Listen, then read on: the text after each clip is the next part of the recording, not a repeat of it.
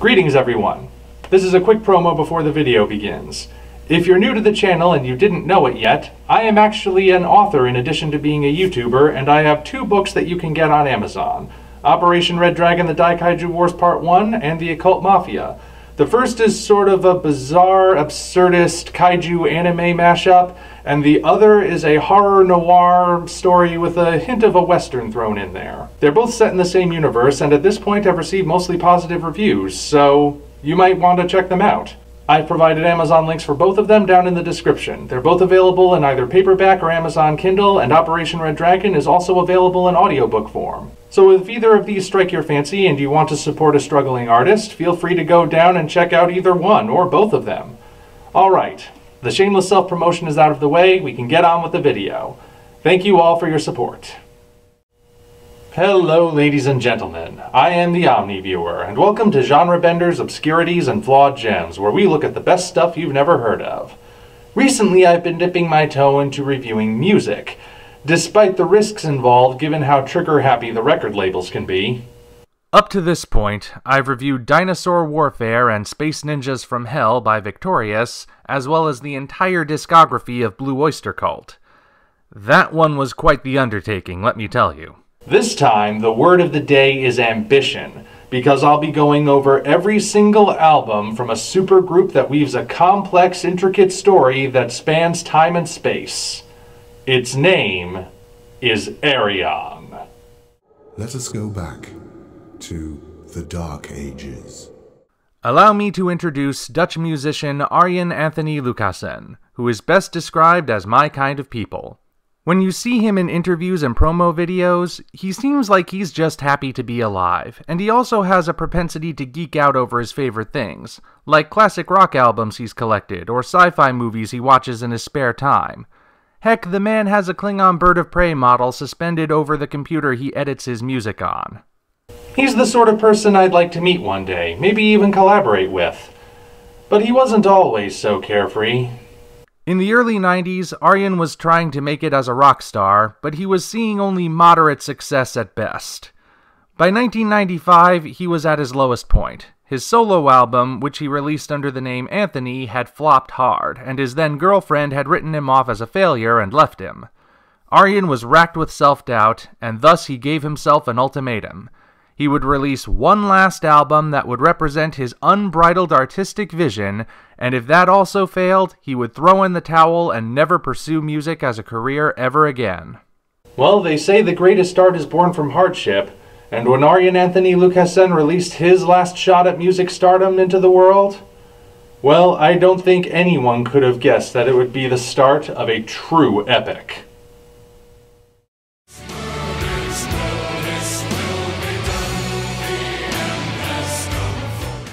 In the year 2084, the human race is at the brink of extinction thanks to a combination of endless warfare, over-reliance on technology, and the destruction of the environment. The stakes are as high as they can get, and the world's best scientists have concocted a solution that's one heck of a long shot, but it's the only chance they have. A method called time telepathy will allow them to send visions and warnings of the apocalypse back in time, where they will be received by people with receptive minds who can hopefully influence history and alter the timeline for the better. The good news is that the technology works, and the messages are transmitted successfully. The bad news is that they are received by Ayreon, a poor blind minstrel wandering through Dark Ages Europe. Somehow, this man with no home, no authority, no friends, and no context for what's entered his mind must convey his visions through song, as any good minstrel would, to people who would sooner accuse him of witchcraft than listen to his warnings. In short, he's got his work cut out for him. From its ominous opening to its ambiguous ending, the final experiment is like nothing you've ever heard before. It would set the tone for all Ayreon albums to follow, and the best word to describe its sound is unique. Sure, in a broad sense, you could call it symphonic progressive metal, but that just doesn't feel sufficient. Arjen himself would openly admit to taking influence from the likes of Rick Wakeman, the Alan Parsons Project, Pink Floyd, Deep Purple, and Jethro Tull, to name but a few, but he would likely do so in a self-deprecating manner.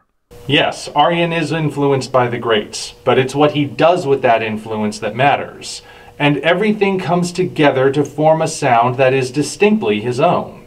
I wish I could play long clips of this music for you, because hearing it is really the only way you can understand what I'm talking about. But I can't, so you'll have to listen to the songs on your own time at some point. Just as impressive is how smoothly the album can switch musical styles, sometimes over the course of a single song. Over the course of the final experiment, the music transitions between symphonic metal, power metal, folk rock, hard rock, soft rock, neoclassical, and even takes a brief foray into death metal at one point, and it all blends together so smoothly that those transitions never feel jarring. This is the kind of auditory variety you get from early Blue Oyster Cult albums, and it keeps the final experiment sounding fresh the whole way through. In terms of story, the final experiment is a true opera, which means it conveys emotions and stakes as grand as the music itself. As such, you should keep in mind that it'll go to places you might not expect it to. For example, the setup sounds like it would place this story firmly in the realm of science fiction, but there's also an element of fantasy to it. The introduction is spoken by Merlin, as in the wizard Merlin from Arthurian legend, and the second half of the story sees Ayreon wind up in Camelot to sing his warnings to King Arthur and his Knights of the Round Table. No attempt is ever made to reconcile the sci-fi and fantasy elements. They simply coexist like they do in comic books, and you just have to go along with it. Good thing that's so easy to do. I will say, however, that the album can be a bit confusing if you're not following along with the liner notes.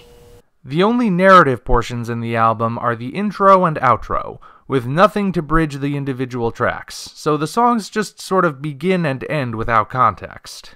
This might have been less of an issue if not for something I have mixed feelings about.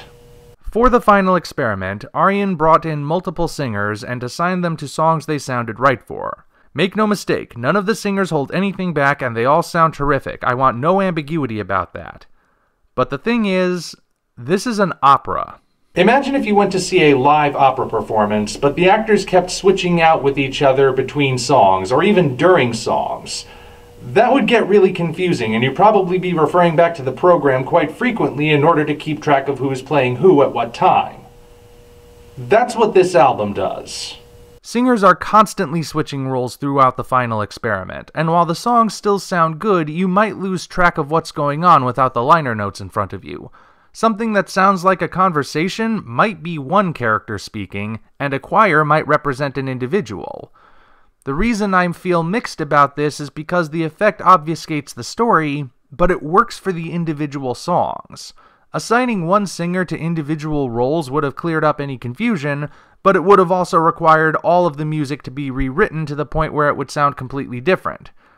I'm not sure I want that because I think it sounds great the way it is, even though that makes the story harder to follow. See why I'm mixed? It's a catch-22. Even so, that didn't stop the final experiment from becoming a huge hit. Ayreon had finally achieved musical success, and he was ready to move forward. And then he stumbled.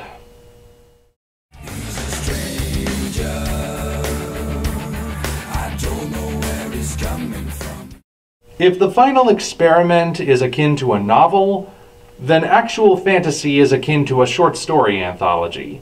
It's generally counted as a concept album despite having no overarching story because it introduces a lot of things that would become relevant in later albums. Nobody had that context at the time though, which is probably why it underperformed. Actual Fantasy was more in line with Ayreon's previous musical endeavors than the final experiment, and you may recall that none of those other albums did well. Ayreon's new fanbase had been drawn in by his bombastic, musically diverse rock opera, so when presented with a more subdued album with overarching themes but no overarching story, they came away dissatisfied and warned others to stay away. Of course, with the hindsight of years, we can look back and say that Actual Fantasy was unfairly treated, but it's not hard to see why people didn't respond to it the same way they responded to the final experiment. Even speaking as a more recent fan, I can't say this is my favorite Ayreon album. You see, part of the reason I like concept albums so much is because they don't have filler. With most regular albums, the band pumps out a bunch of songs, then the 10 best ones are picked for release, and one will be selected as the single that gets played ad nauseum on the radio while the rest are forgotten. Sometimes that hit is a studio mandate that the band doesn't even want to record. With a concept album, however, each and every song must work together to tell a story, so you can't have any throwaway tunes in there. Since Actual Fantasy doesn't have a story, I'm less inclined to listen to it from start to finish the way I am with the other albums. That being said, though, Actual Fantasy does still have good songs on it. This is a far mellower album than The Final Experiment, more accurately described as prog rock with space rock overtones than heavy metal. And when you listen to the lyrics, there are some interesting short sci-fi and fantasy stories being told here. Individual songs such as The Stranger from Within or Back on Planet Earth provide great narrative experiences on their own, but the album as a whole doesn't quite scratch the itch like The Final Experiment does. It's not bad by any definition, but it's not what people wanted. With yet another failure on his hands, Ayreon once again reissued his ultimatum of one more or no more. The last time he did that, he pulled out all the stops. This time, he'd blow out the bottom of the pool.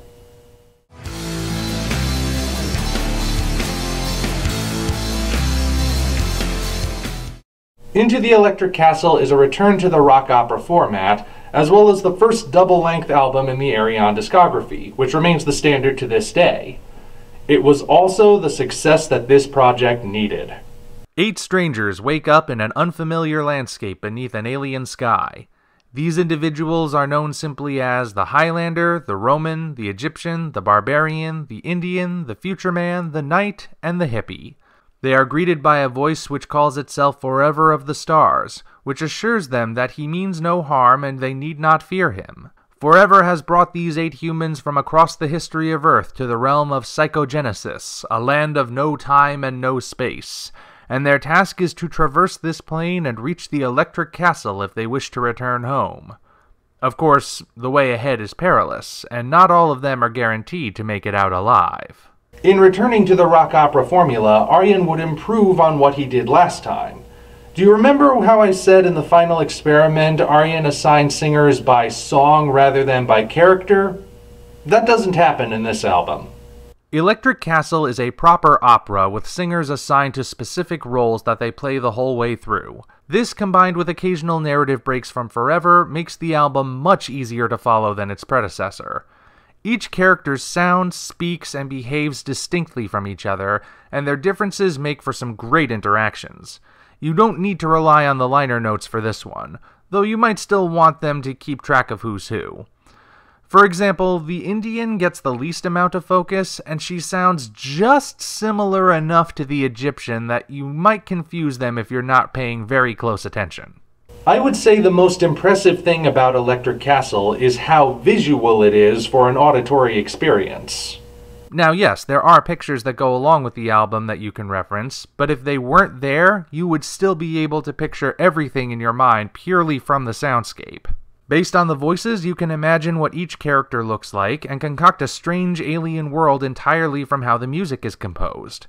That's the sort of thing that the classical masters used to do with their compositions, and it's a rare thing to find in the realm of rock and its subgenres. If I had to critique anything about the album, it would be the predictability. The story isn't anything particularly groundbreaking, and you can sort of guess which characters aren't going to survive early on, though I won't spoil who dies if you haven't listened to it yet. Still, what Ayreon does with the story is so interesting and entertaining that the predictability doesn't really matter. At least not to me. Apparently it didn't matter to a lot of people, because Into the Electric Castle was another huge success. Ayreon now knew which direction he had to go in, and with his fan base firmly established, it was time to start connecting the dots.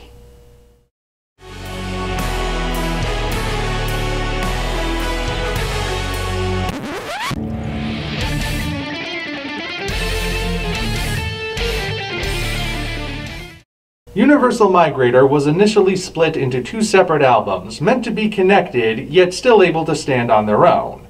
Today, they are packaged together, as they should be, and they are a very important entry in the Ayreon saga. Part 1, entitled The Dream Sequencer, follows the last man, who is the only human being left in the universe. He has lived alone on Mars ever since mankind wiped itself out in a senseless war.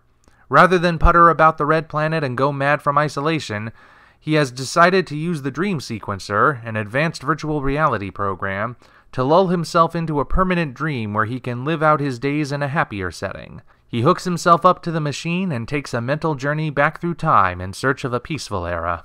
Part 2, entitled Flight of the Migrator, picks up where Part 1 leaves off. The last man decides that before he dies, he needs answers to some cosmic questions. Is there more to life than this? Does life exist elsewhere in space? Will his passing leave the universe empty forever? Determined to know at any cost, he forces the Dream Sequencer to go back to the very beginning of time. There he witnesses the birth of the Universal Migrator, an eternal being who travels the cosmos sowing the seeds of life. He is determined to follow the Migrator's trail and get some answers, unaware that the Migrator knows it's being watched. In terms of story, Universal Migrator is the point at which the Ayreon discography ceases to be a collection of random albums and officially becomes a shared universe. The story picks up in the aftermath of the final experiment's dark future, in which time telepathy failed to change anything and mankind went extinct. The Dream Sequencer, first introduced in actual fantasy, is the means by which the plot is able to happen. We travel to the planet Y, the home of Electric Castles Forever, and this simultaneously confirms that the Arthurian knight from that same album hails from the same Camelot which Ayreon traveled to. Speaking of Ayreon, we also learn the ultimate fate of the blind minstrel in what turns out to be his last appearance. These connections are made by way of repeated musical and lyrical motifs meant to remind you of the previous songs, thus allowing you to make those connections on your own and give you a sense of accomplishment when you do. Ayreon would continue to do this for the rest of the story. Both halves function well individually, especially on a storytelling level. The Dream Sequencer makes the unusual choice to go backwards in human history, which seems odd until you realize that doing so is meant to eulogize the now extinct human race. Flight of the Migrator, meanwhile, has a sense of wonder to it as it explores the universe from a unique perspective. Once again, singers are assigned by song rather than by character, but in this case it doesn't prove nearly as jarring as on the final experiment, since there's only one character to follow this time around, and the context of the story justifies the constant switching. Where the two halves really differ is in musical genre. Like I said, both halves are packaged together these days, but initially they were released as two completely separate albums. You see, Ayreon wanted to know what kind of music his fans preferred, so he made Part 1 a softer prog rock album, while Part 2 was heavy metal through and through. He then released them both simultaneously to see which one would sell the best, and by extension which sound his fans wanted more of. The answer was yes, for both halves of the story sold like hotcakes. As it turned out, Ayreon's fans just love him for being himself. Isn't that nice? As I'm sure you've noticed, up to this point the Ayreon saga has been an epic mashup of sci-fi and fantasy. For the next album, Ayreon would bring things back down to earth and get just a little more personal.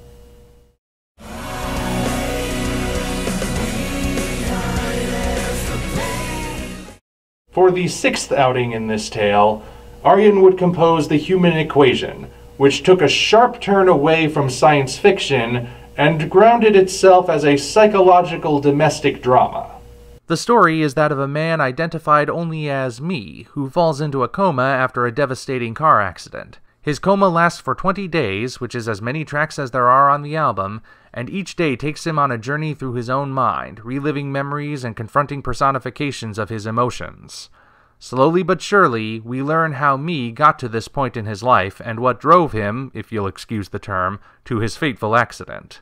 Many consider The Human Equation to be one of the best Ayreon albums, what with its heavy psychological themes and deeply personal story. It was even recently adapted into a full theatrical production entitled The Theater Equation. If I'm being perfectly honest, though, I'm not overly fond of it. Of all the Ayreon albums, this is the one I listen to the least, though I can't exactly put my finger on why. Is it the switch in genre? Well, I won't deny that I'm not the biggest fan of super serious domestic dramas and woe-is-me psychological yarns, but I don't feel abject hatred towards them. Heck, we'll soon be getting to another album written along similar themes that I'm quite fond of. Besides, a last-minute twist turns the Human Equation into a sci-fi story connected to the other albums anyway, so I don't think that's it. Maybe it's the music? It's also kind of a break from the usual sound of Ayreon, and again, it's not the kind of music I'd prefer to listen to. At the same time, though, it's as well composed and well executed as anything else I've heard from this project. In the end, I can't really articulate why the Human Equation doesn't appeal to me. I can only tell you that it doesn't. Maybe if I ever get around to watching the theatrical adaptation, it'll finally click. For now, though, I think it's time we move on to the grand finale. Or at least, what was originally meant to be the grand finale.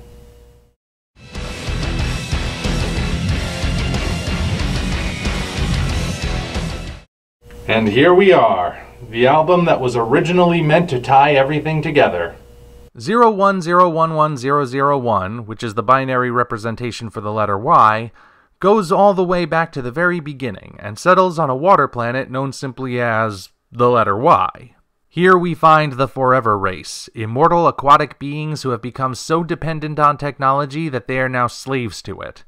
They live isolated, lonely lives, their emotions dulled, their existence stagnant. Desperate to regain the richness their lives once had, the Forever decide that the only solution is to play The Sims on a global scale. They find a planet called Earth, wipe out the dinosaurs, and seed the planet with humans. The plan is to watch humanity grow and live vicariously through them. But when their growth proves too slow, the Forever become impatient and begin imparting dangerous knowledge to speed things up, thus setting mankind on the path to its own destruction.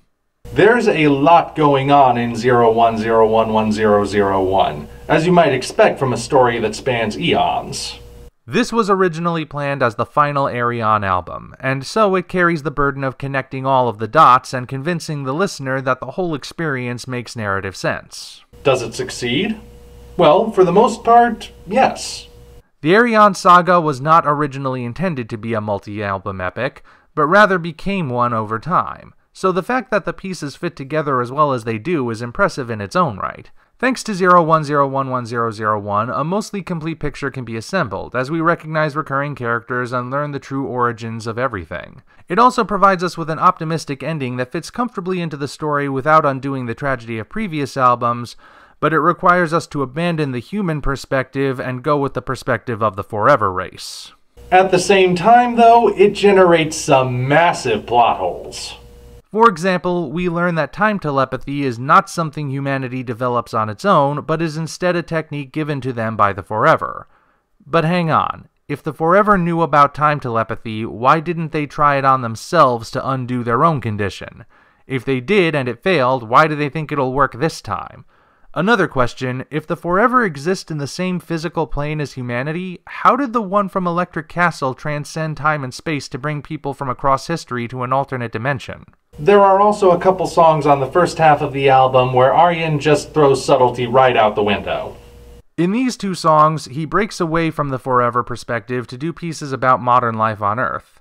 The juxtaposition is deliberate and specifically placed, but the lyrics are really on the nose at points. Not saying they aren't things people might need to hear, but they are unusual additions. Okay, so the story has some issues. Good thing the music is so great. Given that it was supposed to be the end, Ayreon went whole hog for this one, and the result is some of the most epic music ever recorded.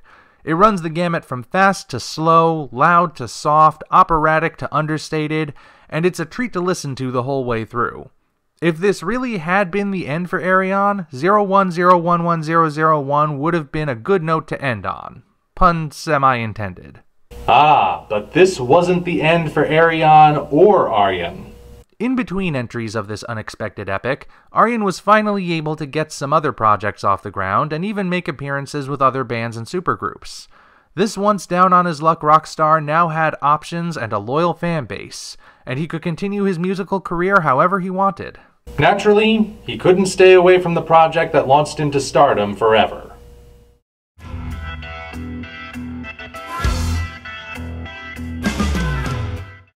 No, this album has nothing to do with Stephen Hawking, though I'm sure Ayreon might have had him in mind when he composed The Theory of Everything.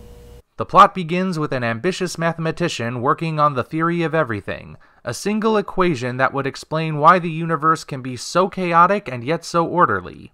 He feels like he's close to a breakthrough, but he's stuck, and his stubbornness has led him to neglect his wife and son. He has little interest in his son anyway, as the boy is silent and awkward, almost certainly an invalid. Or so he seems. As one of his teachers finds out, the kid is actually a prodigy with an unprecedented understanding of numbers. Following this discovery, the prodigy suddenly becomes the subject of attention, particularly from his once disinterested father, who now figures he might be the key to solving the theory of everything. The kid needs his mind cleared up though, or he won't be able to focus. Maybe an experimental drug will do the trick, as long as the side effects don't get in the way.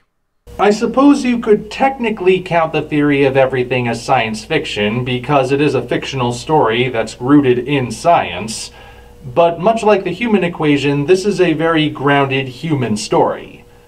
It's also why I don't think the shift in genre is why I'm not as fond of the human equation, because I love theory to bits.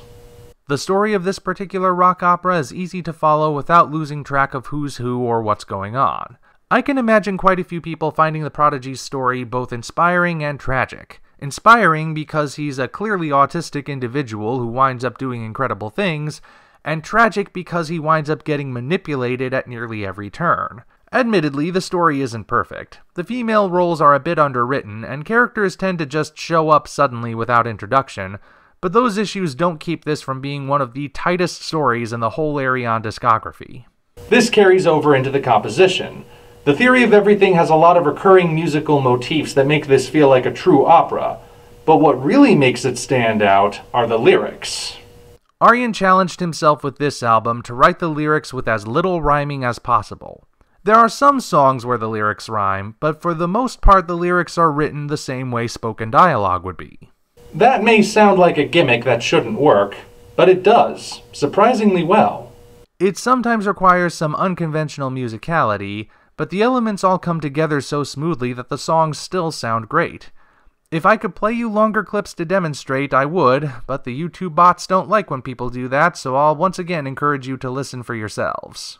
At the moment, it's not entirely clear if the theory of everything is connected to the established Ayreon story, or if it's meant to be a standalone project. But the next album definitely is connected.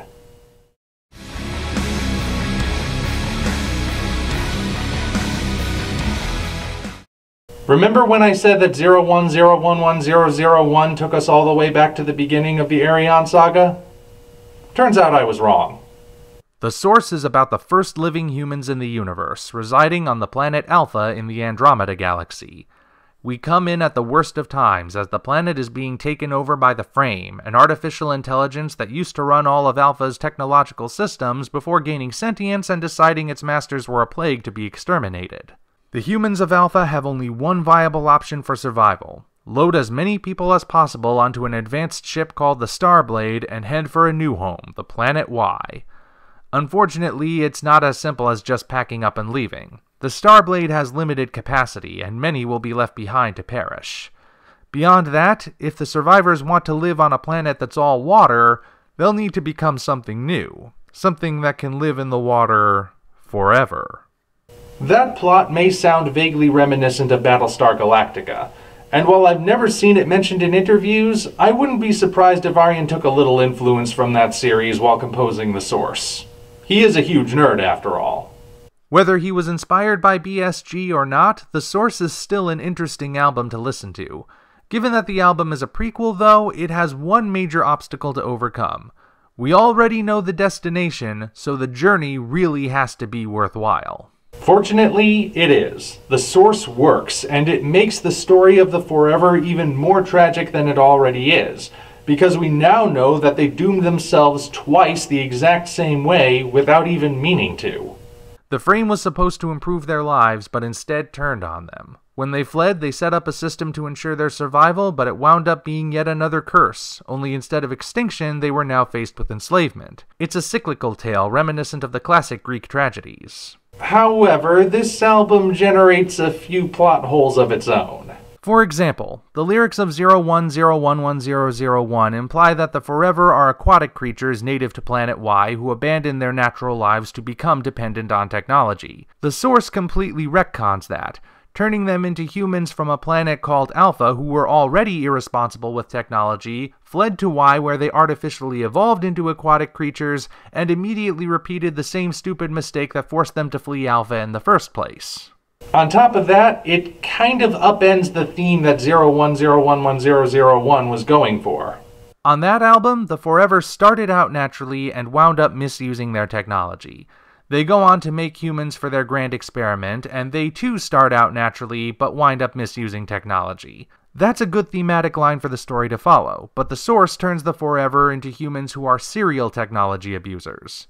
That brings a lot of thematic changes that are hard to reconcile with what came before. Ultimately, the source still works as a self-contained sci-fi story, but in the bigger picture sense, it causes a few narrative disruptions. Well, luckily for us, the music on the source is still as amazing as ever. There are some familiar motifs sprinkled throughout, but Ayreon doesn't overuse them to the point of distraction. The vast majority of the music is brand new, but it still sounds like the kind of music we fans know and love.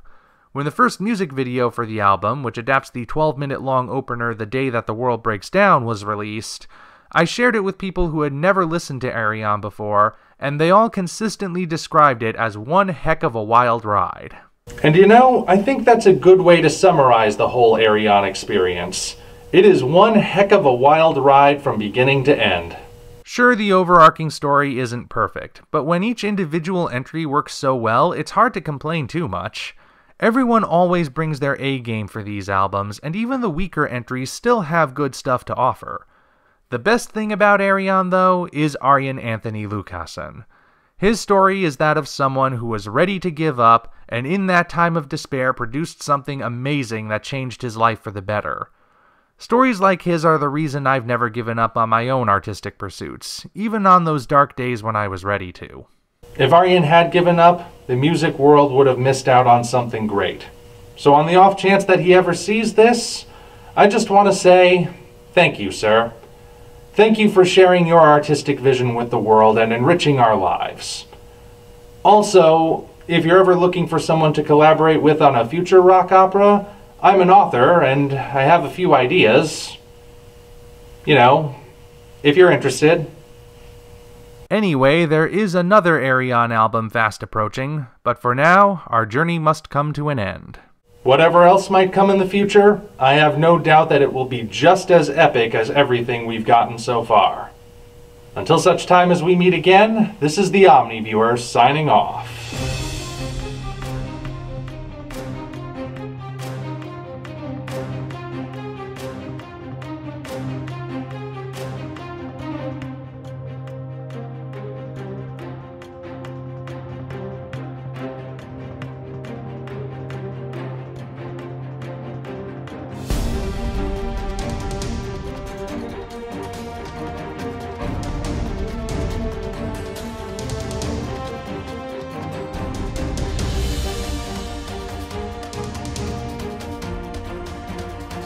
To be clear, this review was written, filmed, and edited before the release of the most recent album, Transitus. That's why it's not part of this particular retrospective. Guess that just means it'll have to get its own review in the very near future. So stay tuned. If you enjoyed this video, you know what to do. Like and subscribe, then go down to the description to find links to follow us on DeviantArt, Patreon, and Twitter. While you're there, you'll also find the Amazon links for the original novels Operation Red Dragon, The Daikaiju Wars Part 1, and The Occult Mafia. 2 books I think you'll really enjoy. Thank you all, and we appreciate your support.